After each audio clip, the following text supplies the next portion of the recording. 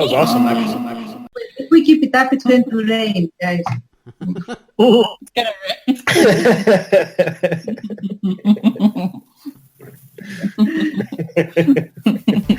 Good.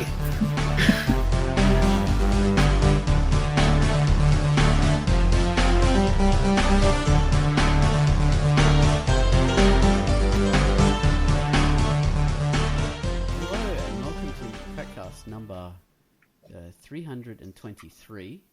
I am Ozone Ocean, and with me is the amazing Pitface, the archaeologist, the Tomb Raider Lara Croft, Indiana Jones, destroying... Why don't you just let me die in peace? This is my last day off. God damn you, Quackcast. You'll never let me go! You can never get away. And then we have the incredible Tangerine Hollywood.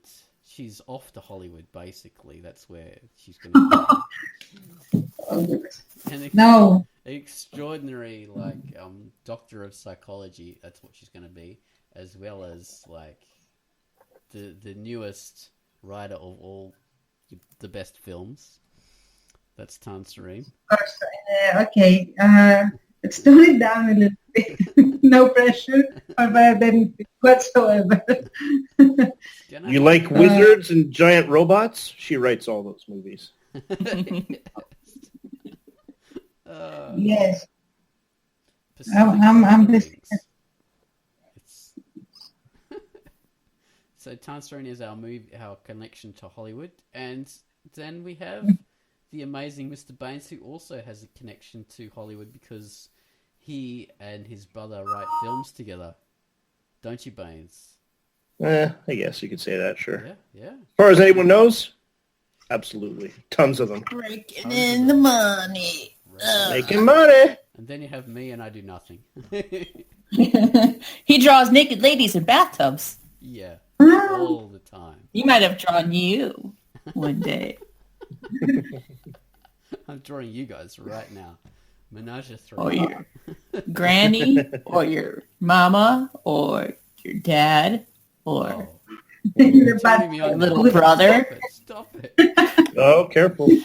Oh, yes, this Quackcast is going to be all about bathtubs. No. This Quackcast is going to be all about... Unless you draw in the bathtub. Maybe you Yes. draw in the bathtub. That is a very I'm going to try that today. Yeah. It's going to get bad. draw in a bathtub. Yeah. Excellent. Drawing a bath. Where do you think that You sneaky Sorry. bastard. So, we're focusing on Hyena Hill's news post about where to work. You know, what is the ideal working space? So it isn't even the ideal working space. Where do you work? You know, where do you find yourself by default? So this should be interesting because we've got a few people who commented on her post, and we can read about that, and it's interesting where they ended up. And we also have our own experiences about all the tricky, weird places that we end up drawing. I mean, when I'm drawing you guys sneakily in the bathtub, well, I'm sort of, hiding in your cupboards and things like that, and it's very awkward, but, I manage. Baines, you really should wash those socks. It's getting disgusting in there. Very smelly. I was just able to... Perils of the job, my friend. I'm sorry. The perils of the job. So, before we got into that, we've got to get into the featured comic. So, take it away with the featured comic. Quiet. Hello,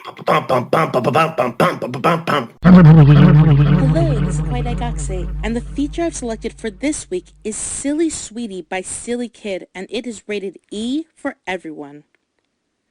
Silly Sweetie takes a close glimpse of the lives of adorable versions of a guy and a girl through little vignettes. The stories contain little to no dialogue, but they show the silly side of the two characters when they play practical jokes on each other, or when they are enjoying simple day-to-day activities.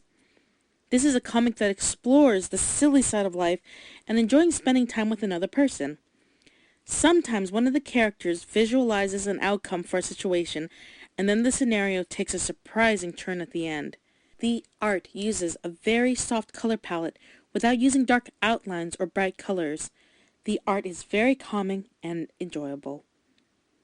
If you feel like adding a bit of cuteness into your day, then you should read Silly Sweetie by Silly Kid rated E. And that was the feature. Thank you for that, Kai. Great little feature. All right, thanks for the feature comic. And next up we have... What do we have now? Oh, the featured music.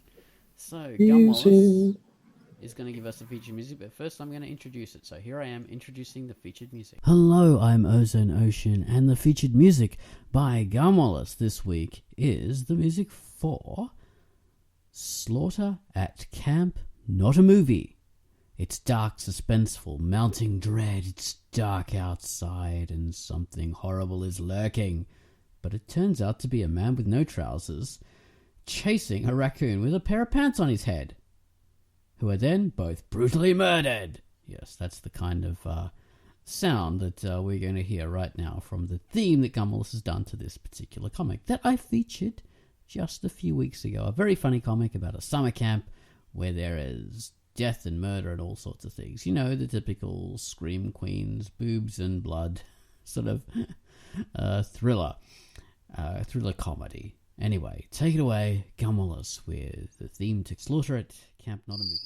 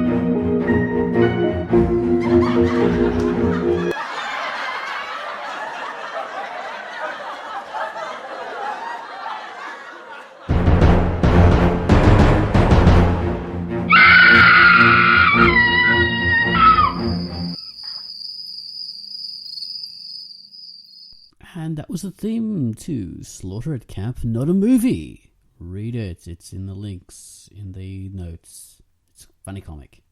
Okay, back to the Quackcast. And that was the music. Thank you, Gum Wallace. Thank you, Ozone Ocean, for telling us about it. Okay, so where do you guys like to draw? What's your ideal drawing location, apart from Baines's closets, which are, very attractive view, to say the least, but that's not for everyone. I like to draw on a drawing pad. Okay, that's a start. What about the bigger environment around your drawing pad? I don't know, desk or something, or sometimes I just kind of like curl up. Like I'm usually when I draw, see it's this is really bad lately, but like usually when I draw, I'm too lazy to get out of bed. And so like I'll sit there and I'll curl up, then I get uncomfortable and I get too comfortable. Wait, I'm uncomfortable, but then I get too comfortable because I want to lay down again. So then I lay down and I don't want to draw at all. So it's not a good work environment at all.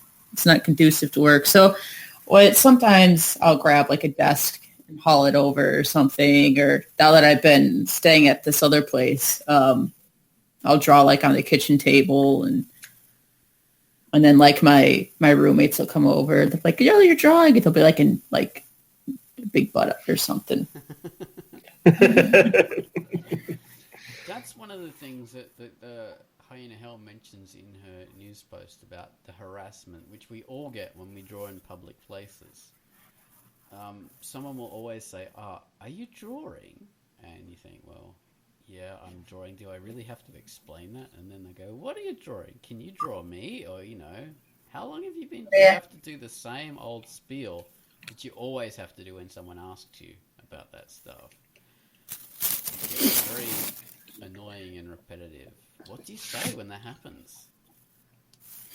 Well, me, I mean, I don't work out in the public all that much, so I don't think I've gotten as cynical about it, maybe, and I haven't gotten as pissed about it. Like if somebody, I have yet to hear somebody say, "Oh, well, will you draw me?" or something like that. Maybe just because I kind of suck in general, but Like, yeah, I don't really care about if somebody comes up and like, oh, what are you doing? You know, like I kind of like that they're curious. You know what I mean? Like, usually I find that people are actually, they have boundaries. Like they kind of realize that there are boundaries. Like they don't sit there and like, it's just like, oh, like, can I see what else you've done in there? Or like, you know, or that kind of, like they'll kind of be like, oh, and just kind of break the ice maybe, like, oh, what you drawing? I'm interested. Or like they might, the thing I usually hear is like, oh, such and such also likes to draw. Like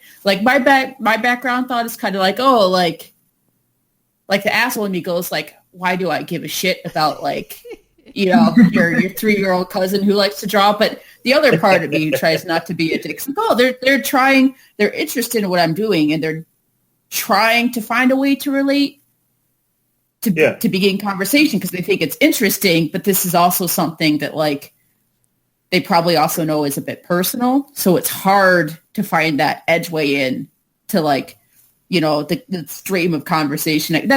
So I have these two conflicting things. So I could definitely see what Hyena says too, though. Because I mean, when you're really trying to get into it and you're on a roll and then somebody comes up and they're just like kind of getting nosy about shit and it's, I can see how that gets annoying too, though.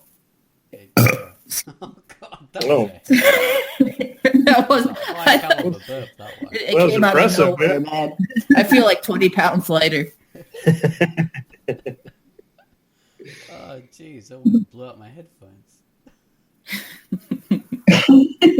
How about you, Chance? What's your experience with drawing in public? Well, I don't really draw in public either, for usually practical reasons, because 99% of drawing is drawing the comic and that I have to be at the computer to do it. But there have been occasions where I did draw, and the one that, the recent one that sticks out in my head right now is that there was this, the last semester that I had in my master's was boring. It was so boring. Like I died a little bit inside every time I went. I hope my professor is not listening to this. She's not. I don't think she would ever discover this. Anyway, but it was so boring. My God, like I really wanted it to end. Didra really knows about that. And so in order to not sleep or die, I would sketch in my notebook. I tend to prefer notebooks that don't have lines in order to note exactly as I want and stuff. So it also lends itself to sketching. So I was making these really quick action sketches, like small skeleton almost figures of in various positions and stuff like that, just to occupy my hand. And I get this pad thrust into me from the row behind. Like this was like during lecture, okay? So and I turned around and there was this other girl and she said, draw something on here. Like and you can't really, I am terrible at saying no, especially when I want to say no a lot about things like that. And I didn't know what exactly to do about it. So I did draw on her pad, but it was like the shittiest thing I've ever made. It was terrible. You just drew a great big fuck on her pad, didn't you? I was tempted, but I made a cock quality sketch. So yeah. So, but she still wanted me to sign it, and I did the sort of sign. Did you give her your John Hancock? Oh my God. So yeah, that was. I felt it was both flattering and very intrusive and obnoxious at the same time. Yeah. I didn't know how to react. It never happened to me before. Hopefully, never happens to me again.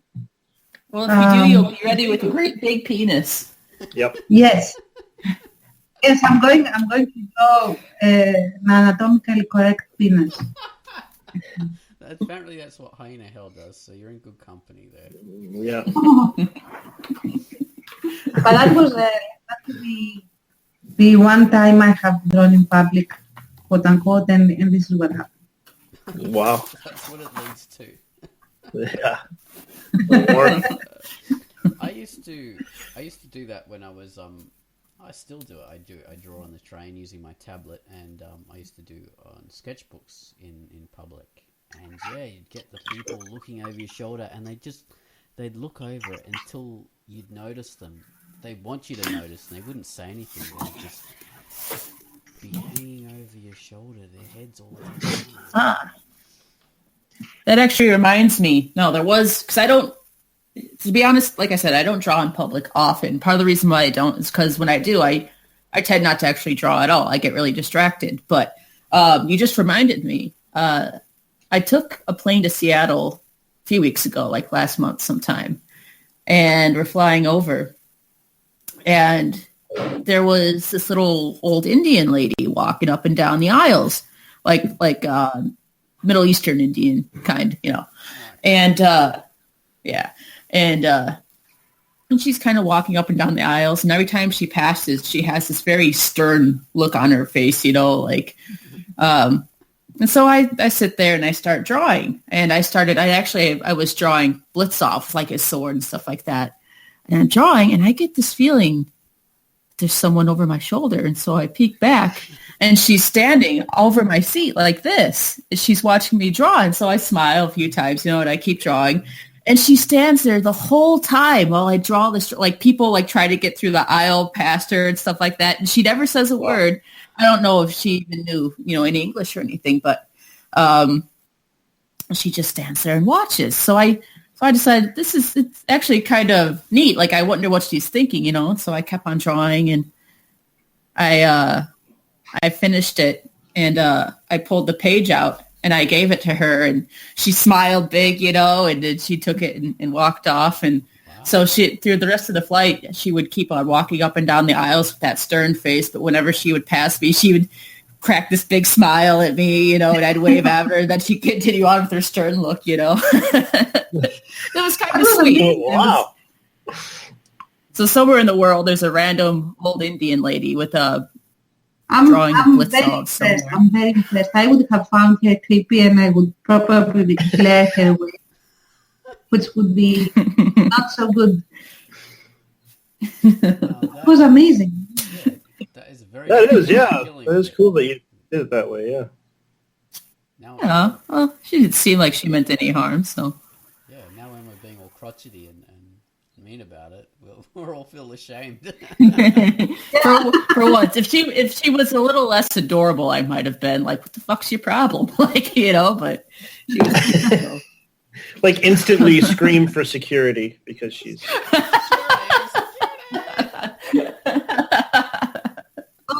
Stalker, someone's stalking my drawing. So what about you, Baines, with your public drawing? Surely. Yeah, I haven't done much. I used to draw in school a lot in the margins and get in trouble for it a lot. And people liked it. I don't remember people asking me to draw them anything, which is probably understandable. But I drew it recently. I was drawing at work, and people were really sort of excited, kind of like, you know, what Pitt was saying about like, oh, my brother draws, or like, I like drawing too, or whatever, you know. It's like, cool. And then that was nice. But I think for the reasons you guys are saying, I sort of stayed away from doing any more drawing in public. Kind of do it, you know, at work, at home, kind of. Actually, funnily enough, a while ago, when we were first like envisaging the characters for Bottomless Waitress. Remember that? We hadn't worked out what they were going to look like. Yeah, right. So I was just doing quick sketches of what I thought their faces would look like on my phone, because I had a Galaxy Note phone and I was doing them there. And this American lady was looking over my shoulder, and she went, ooh, and then she asked me about it. Oh, what kind of phone is that? That looks really interesting. I'd like to get a phone like that.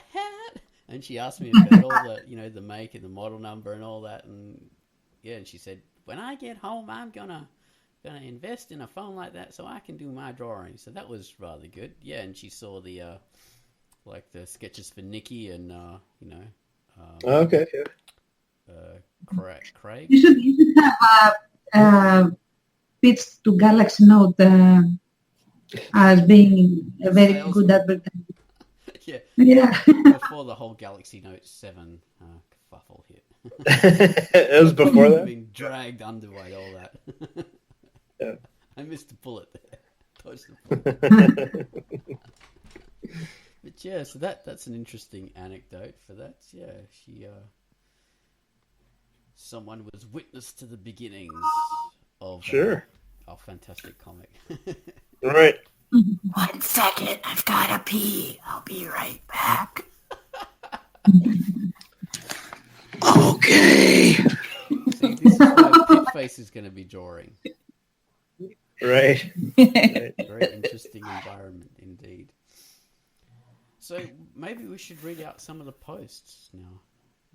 Let me say one more thing. Actually, I find I was thinking about other people when I was drawing at work. The little bit I did, I found I was thinking about they would they might see it and what they would think of it, and what how I would come across as a result of that kind of thing. So that's kind of why I stopped.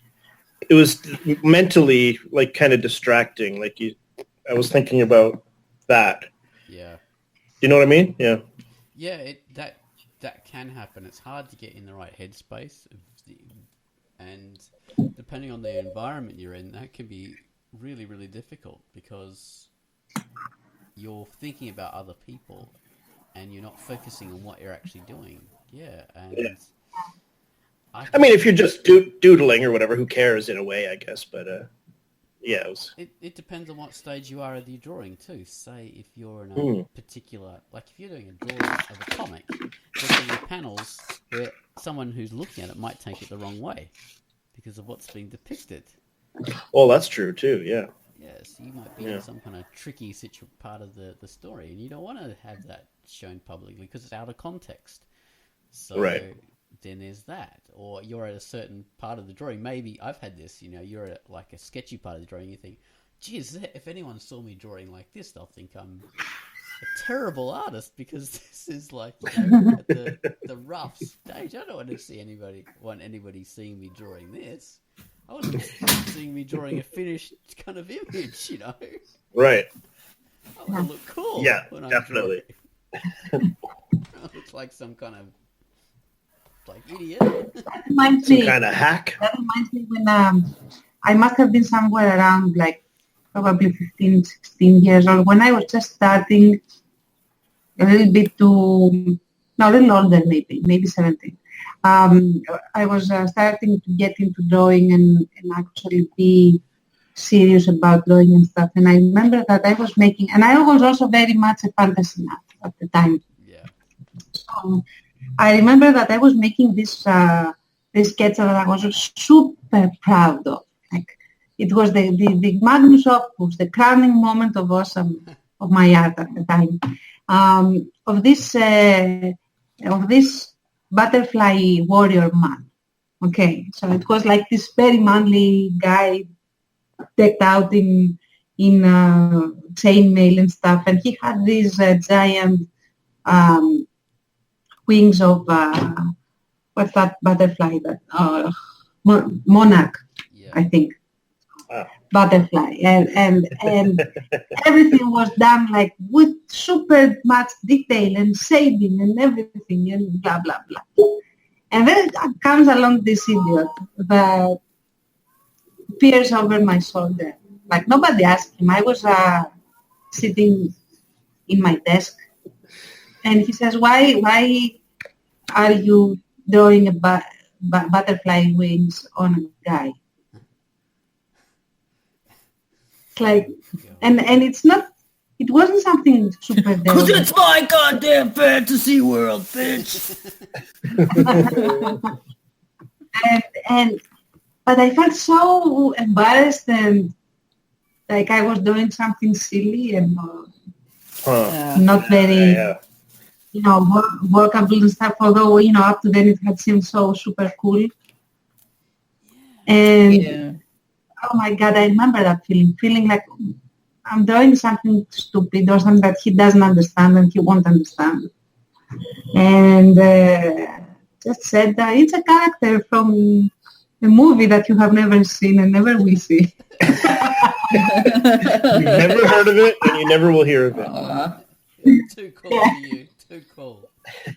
Yeah. See, that is one of the things about drawing in public. I mean, it's still one of the things that I shake too. Like for instance, like I said, so in the apartment that I'm staying in, I draw in front of my roommates now, but I still remember it was just last week, and they had been gone for the day and I'd been sitting and drawing and like them as people, like I like them. They're fun and they're pretty open, but still like I was sitting there and like when I knew that they were going to be home soon, like my first instinct was like, all right, I should put my drawing stuff away. But then I had to stop and think like, why? Like, why are you nervous? Like there's no reason to be nervous, and of course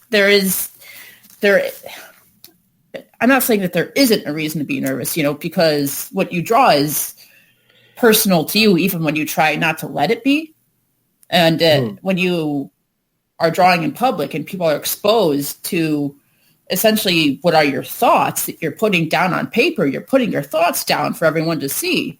And that feels really vulnerable. So I could totally sympathize, with feeling shy about somebody seeing your artwork, especially when they say the kind of thing that you said that guy said to you, Taj, why are you drawing butterfly wings on a guy? Like it's ridiculous, Yeah. So it's hard. You're opening yourself up to who knows what, like you don't know. There's no way of knowing what someone's going to say or what, what's going to happen. So it is like it's vulnerable kind of position. Yeah. Exactly. I have to say, although, that sometimes that also happens to me when I'm at my work desk and researching stuff or drawing stuff for the comic. Like feeling, I wouldn't like someone to walk in on me right now. I remember especially when I was researching all the... I'm looking at porn, go away! Well, my screen was full of swastikas and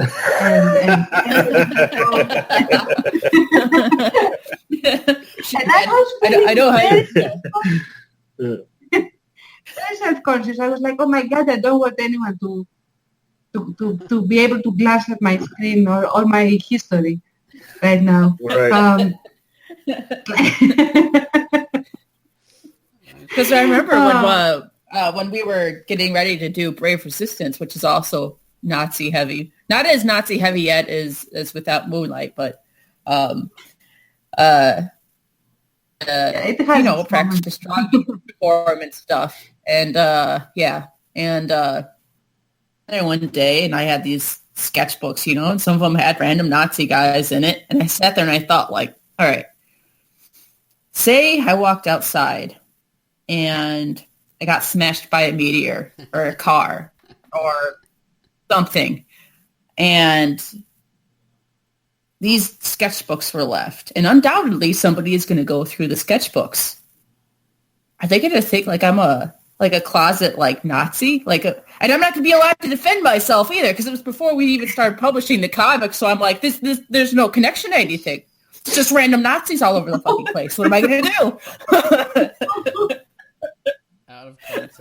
Yeah, what can you do? Young in the headlines the next day, young Nazi woman killed by ice cream truck. Yeah. Everybody. Horrible. I felt that way while I was practicing drawing the swastika right, like in the right direction and not making confusion and stuff. And I had to draw it many times. And the guy was like, "What am I doing? I'm actually practicing drawing swastikas right now, and like I'm filling this page with swastikas." That'd be something I'd be afraid to do in public. There's a lot of things I wouldn't mind drawing in public now. 1 second. But that's one thing I still wouldn't feel comfortable with. Just a second. What? We're getting out now. Okay. It can be very tricky. Yeah, we were saying that. Out of context work. Out of context. Yeah. And the other part I felt that way was when I was drawing, and every time actually I not anymore though, not so much. But I was drawing dead kids when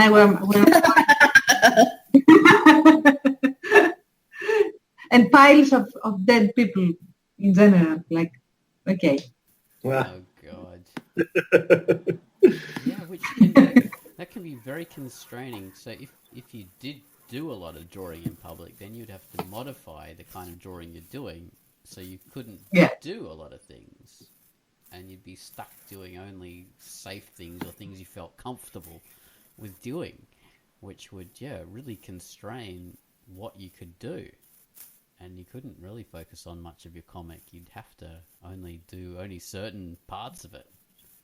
Which I can't imagine that Hyena Hell censors herself too much in public, though. I think that probably is part of her defense mechanism a little bit, I bet. Like, somebody comes up and she just flashes, like, one of her crazy, like, decapitated, mutilated bodies that have, like, that profound, deep meaning attached. And she just, it's like holding up, like, the Holy Grail or something in front of the guy's face. And he just, loses his eyesight for a while and walks away. Skin melts off. Blinds him, it's the Ark of the Covenant. Yeah. That's it. Yeah, Ark of the Covenant. I got my Nazi Indiana Jones lore all mixed up. See, they're everywhere, man. They're everywhere. Now, Pete, you got to straighten this out. You're doing this for real.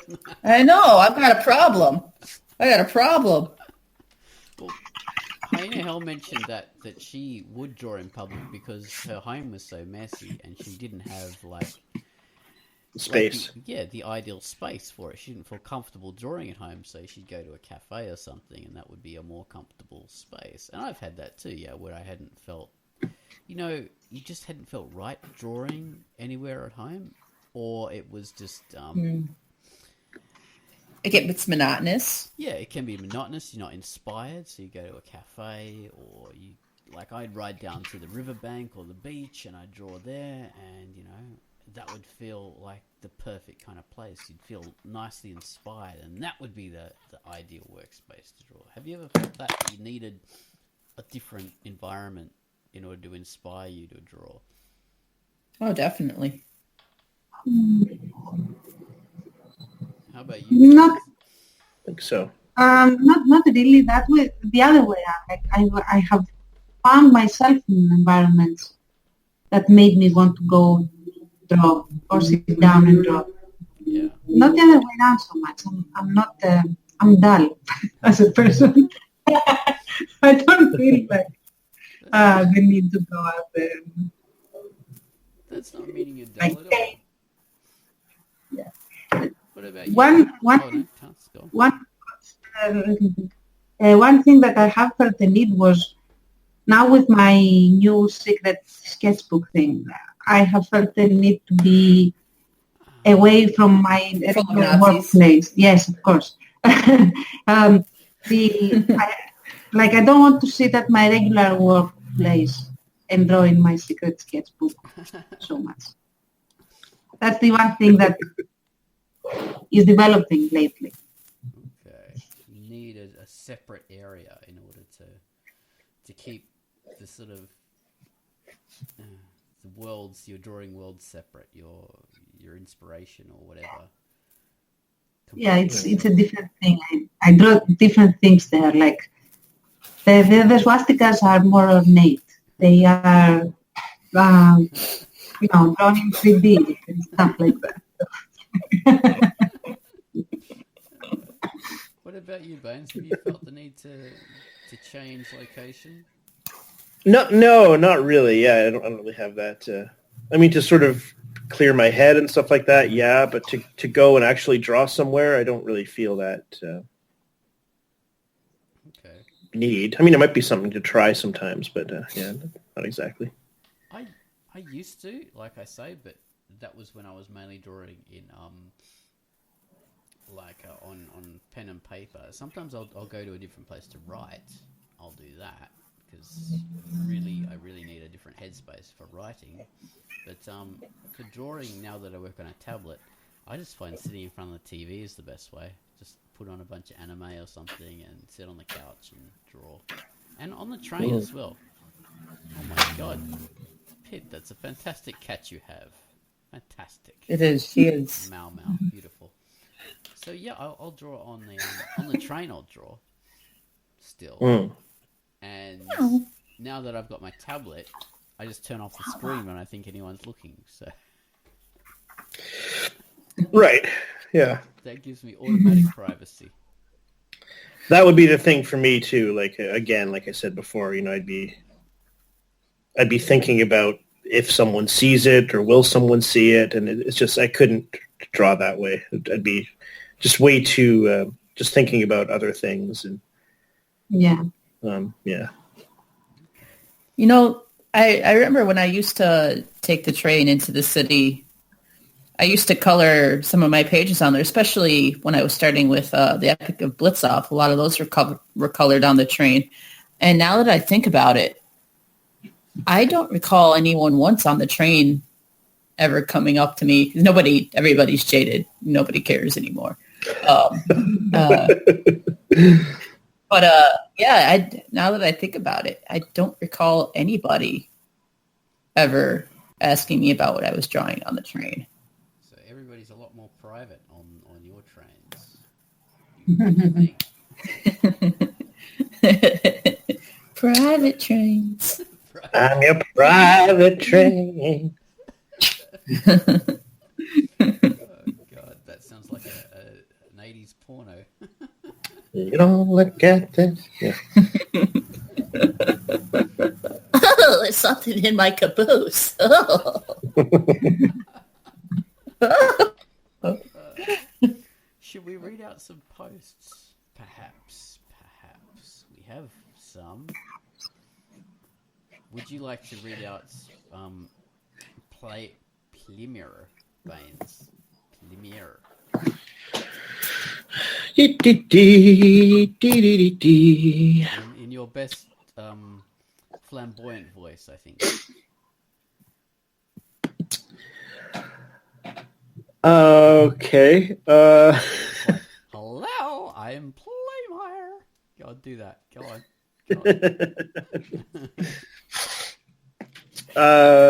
No. My room at home has a place to work and an art desk. Do most of my comics are done at work, though. 2-day process. One day I draw them, then they get scanned at home and worked on digitally the next day at work. I work nights, and although it is a real job with real work, there are down times where I'm just waiting for something to happen. Okay, so he does his at work. I think he mentioned that about 3 times. Plymire is an air traffic controller, by the way.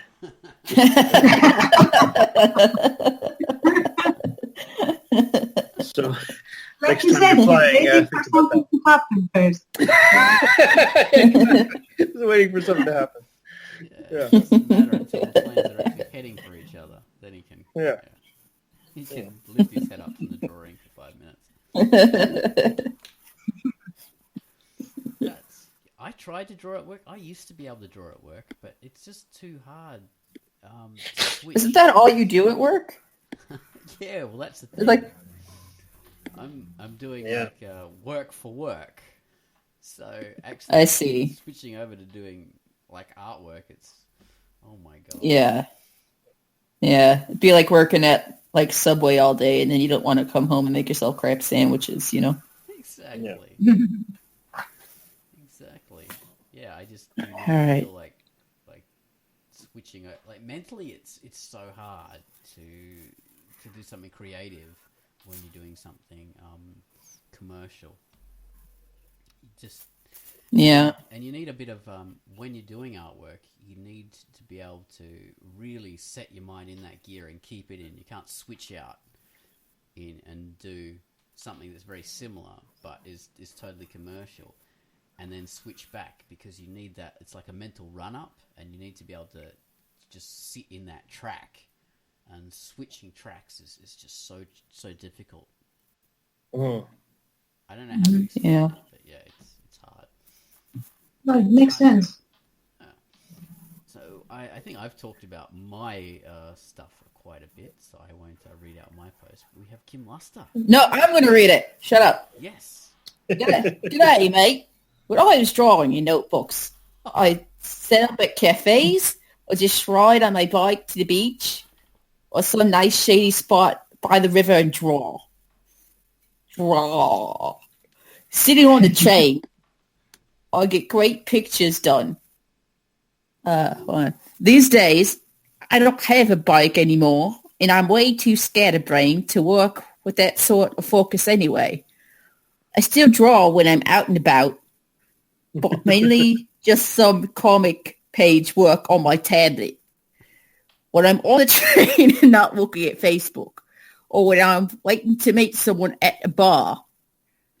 Yes, I used to get harassed. Wait, you don't say you're harassed. I used to get harassed, but now with my tablet, they don't know I'm drawing, and I can easily turn off the screen when they get close. My aim spot to draw right now is the couch. I line up a few good animes on the computer and watch them on the big screen as I draw. That was awesome. Very good. It sounds like you've been working on that. I don't know what some kind of magic, I guess, taking its toll. Yeah, Probably magic of sleep deprivation is taking its toll. I really shouldn't drive today. Knifey spoony.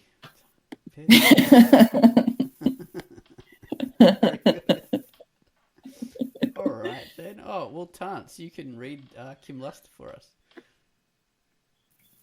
You really want me to do Kim Luster, don't you? Yes. Do well.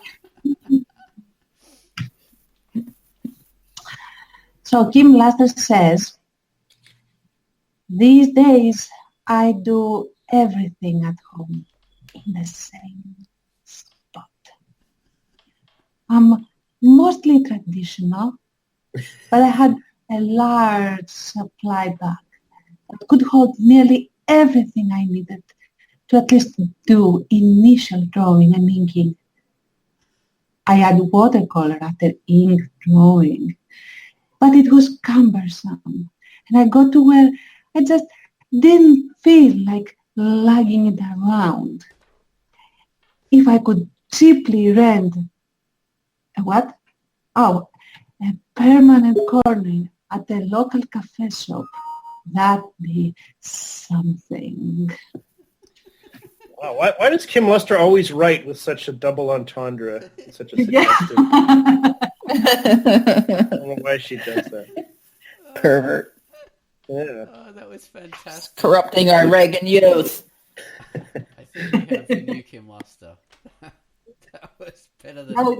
anything I've No, ever no. done. It was pretty steamy. That was fantastic. Well, yeah, renting a permanent corner in a coffee shop.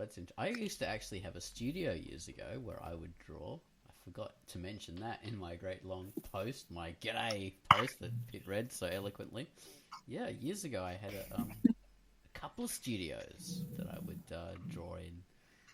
One that was a friend's studio, and the other was the one that I actually rented. And yeah, I'd do all my painting and drawing in there. That was interesting. years and years ago. And yeah, I used to be able to borrow stuff from other artists, and you'd always have privacy, but then it would be too private, and it would be really hard to draw because it'd be too quiet if there weren't enough people in there. So, and it's not your space. It's your space, but then it's not your space because it's, it's like a rented area, so you couldn't feel totally comfortable there. So that was a weird kind of situation. Not so good for drawing, a good kind of place for creation, like if you're going to get messy and do a lot of painting and that kind of stuff. But yeah. Studios are best, I think. Studios are best if you have your friends are going to be there at the same time, and you're all going to be able to like bounce off each other. But if like your friends aren't all in the studio at the same time, then it's not going to work as well, I think.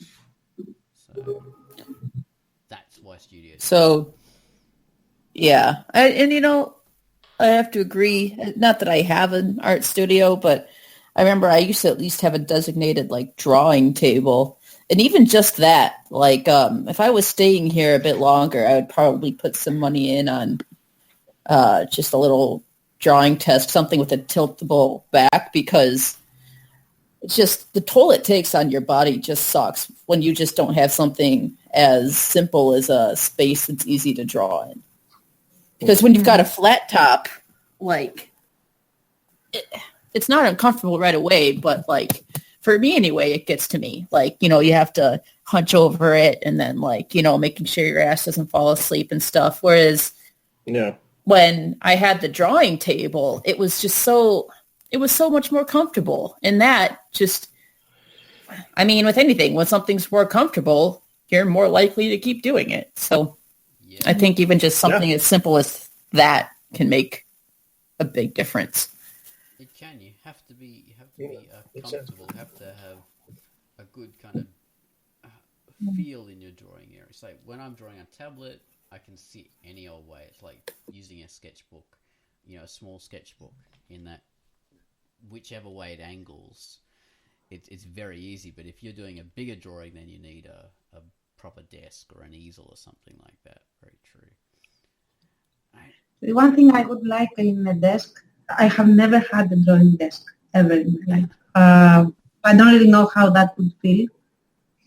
But what I would love to have would be one of those desks that have these lights that you can switch on and they shine through the paper. Oh, yeah. Light box. Yeah. Light box, yeah. Like an animation. Yes, exactly. That thing. It would really help with my eyes, and focusing on pencil sketches would really, really make it easier for me to draw, because even now I actually draw better in natural light if it's not the computer. Yeah. In the morning.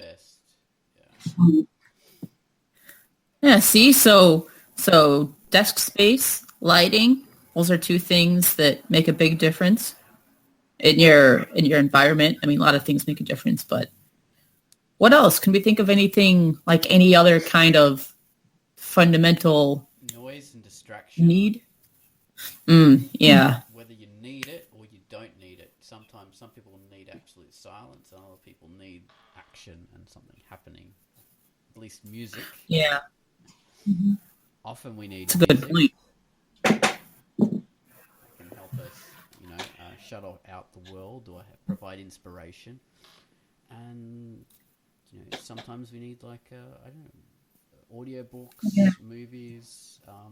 It can depend, or just conversation, which can be a really great thing. That's what I like. Even now, when I occasionally draw in a cafe or a bar, the conversation is a good white noise. It blocks out everything, and it provides something interesting to sort of have your mind bouncing off or reflecting from when you draw. So we have Cam up. Should we introduce Cam? Well, Cam does comics. That's his comic. I'll read Cam. Cam says, Comics. Okay. For the most part, I draw at my desk in front of my computer, or even on the computer sometimes.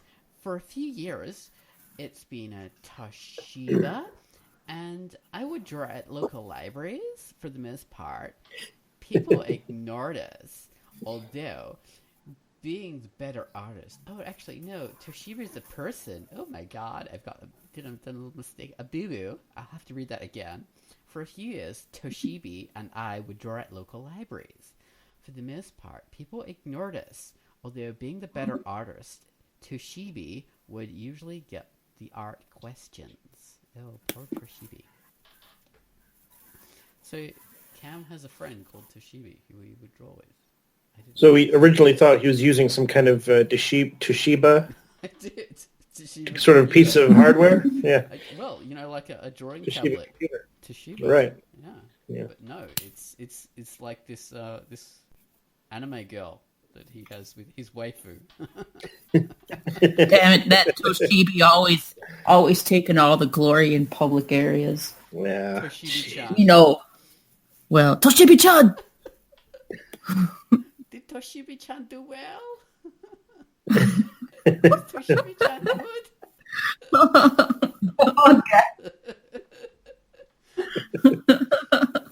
good on you, Cam. Good on you. Well, it's great to have a friend who you're working with in public. Jeez. Even if it is just an anime pillow. Yeah. What? Yeah, exactly. Now I'm imagining him like Krieger from Archer. I was thinking that too, yeah. With his waifu. Oh, that's awesome. We also have Zaptoid 56. Would you like to read Zaptoid, Pit? He's the guy who's... That was a general... Okay. Yeah, I can do it. All right. So he's the guy that was asking about, like, the being old, or was telling people things about being old the other day. So he's going to make him... Okay. I'm old. I find use of DMT makes where you are where you ain't, and back in the truck, but down the street where Jimmy used to run to the creek, and there was then the war started, but but that's just me. I think he's talking about some sort of drug there. That's what I was wondering.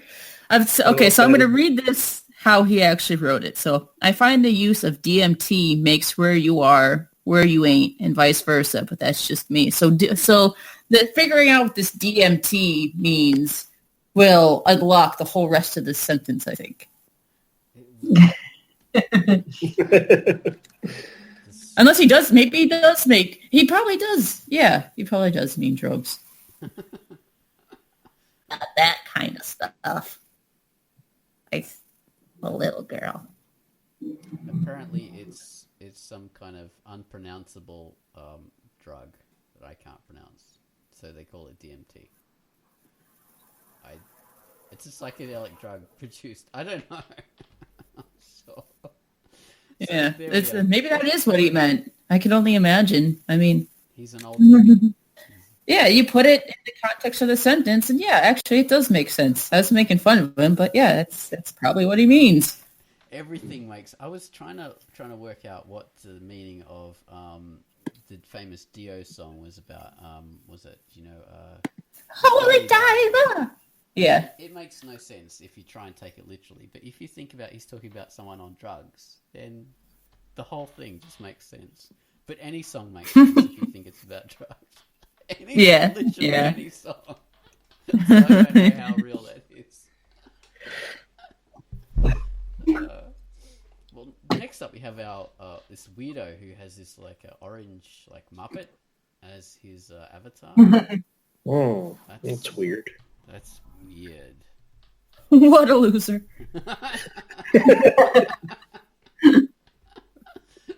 Who should we have read out this one? I already talked about it. Doesn't mean I have to. It's not going to add anything. That means we need to have... Why'd that get so awkward? That means I'll do it again. Okay. And he says, well... Oh, damn it, I can't think of a good voice. I know. I'll do another old guy. Well, your writing is damn compelling. Many of your news posts, including this one, would actually make really good comics. I draw at home, and occasionally at work, but your mention of having a place specifically for drawing and writing, young lady, comic making seems like a really good idea. To maximize your internet-type distractions. I don't know. Oh, God. Oh. Bravo. Are you okay? You know, Donald Trump doesn't care about people, and if we lead with our values and show them that we run with a message of hope and show them our values, and everyone's got a right to try their best, and we have our values. That's an American political figure. Obscure one. That voice literally took all the oxygen out of my brain. That was a hilarious voice. I'm on drugs. It makes sense. Got to keep that character. And it sounds a little bit like geriatric Batman. Geriatric Batman. Well, next up we have Mr. Bravo. So should we get Baines to do that one finally? Bravo says, I need 2 work areas. One to do the setup and building and another to do the computer composition. The computer stuff is best done at work. Good work habits point to having one place where you are habitually comfortable, don't you know? A zone where the moment you sit down, it is all about work. Having done meditation, I have developed an ability to do that anywhere. I say. But it still helps to have one space to create in.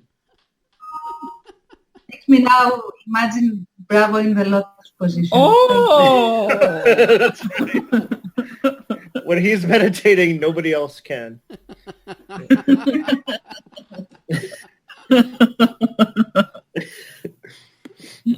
God, that's hilarious. Everyone, just imagine that. All our 3 listeners, just imagine that for a second. Exactly. Just imagine. What? Am I bleeding? It's that time again, Pit. Oh dear. Oh dear. She's been drawing so hard and her I thought I had that not so French. Actually, it's funny because that's where the blood is. Your fingernails. Huh. Maybe. I gotta learn to draw with pencils and not just by grinding my flesh into the page. Precisely. Yeah, choose, like paper, not sandpaper. That's what you know. Oh, not sandpaper. God, Ow. I get it now. Now I can soar. I can accomplish my dreams. Soar. Being an artist. Makes sense. Well, what would we have? Oh. Playmayer just says he would love to be a fly on the wall. I'm not sure which wall or what. I don't know what that means either. Any I was wall. very curious about what that meant. Like, isn't he? Aren't you all Probably in technically relation flies on the to wall? Hyena Hills Oh. poster. On Hyena Hills. Oh, yeah. Yeah, there was an original thing with this. It's not all about us jacking off. There's actually a point to this. I forgot. Well, it's a 50-50 split. Yeah. A bit of some, bit of the other. Well, I think we've about reached the hour with our bit of a rambling post about drawing spaces, but I think we covered some valuable topics, didn't we? Pitt crystallized it with drawing. She pitstalized it. She pitstalized it, feeling comfortable.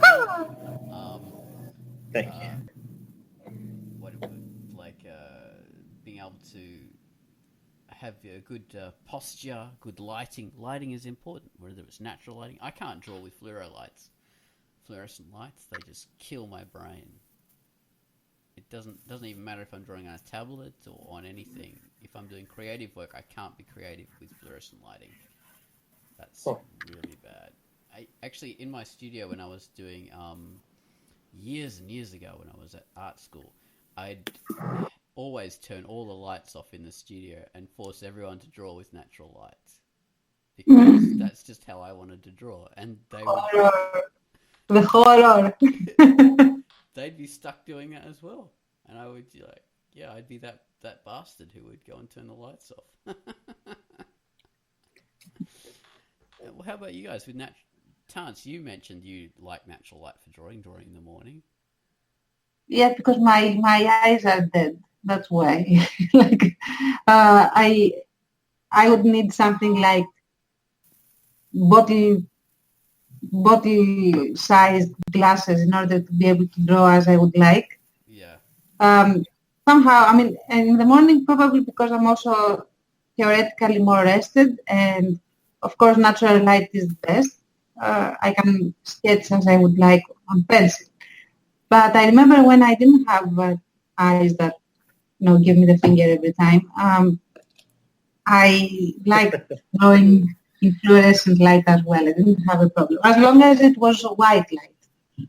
I was fine. God, really? Oh, jeez, I cannot stand it. White. Very clinical, like in the operation room, white strong light. I was fine. I liked it. An anathema to me. Jeez. What about you, Pitt and Baines? How's your lighting situation?